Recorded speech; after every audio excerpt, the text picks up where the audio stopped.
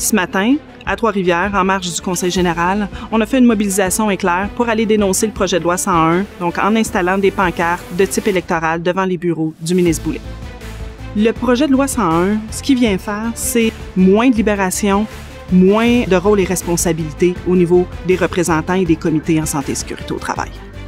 Le ministre Boulet n'a pas compris que le réseau de la santé et des services sociaux, c'est pas un réseau qui est exempt de risques. Tous les autres employeurs au Québec sont obligés de se conformer au régime permanent. Et là, avec le projet de loi 101, on va venir faire une mise à l'écart de la santé, des services sociaux et de l'éducation en planifiant en fait plutôt des mécanismes dans un régime particulier avec des mesures qui sont moindres que ce qui était prévu. C'est discriminatoire pour les femmes. C'est vraiment une attaque à la prévention des potentiels accidents de travail.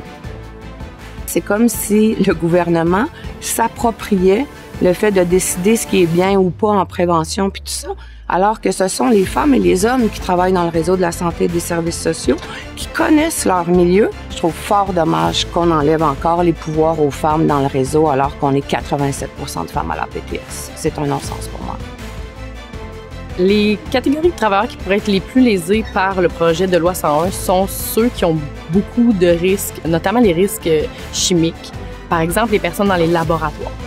On a vécu une situation ici, en Mauricie-Centre-du-Québec, dans le laboratoire de Drummondville, où la table de macroscopie n'était pas bien ventilée, et ce, depuis plusieurs années. Ça fait en sorte que les technologistes, quand ils manipulaient les spécimens, inspiraient du formaldéhyde, et cette exposition-là peut être très nocive pour la santé.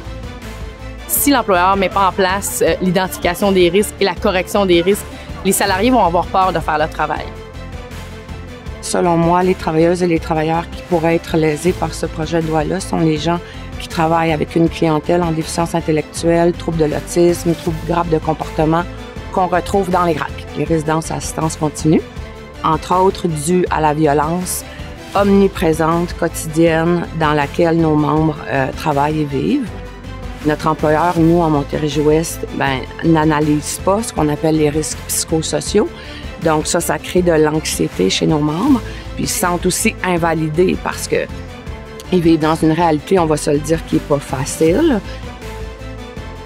Donc nous, ce qu'on veut et ce qu'on veut proposer, c'est vraiment de venir corriger la discrimination qui se fait dans le volet de la santé et sécurité au travail.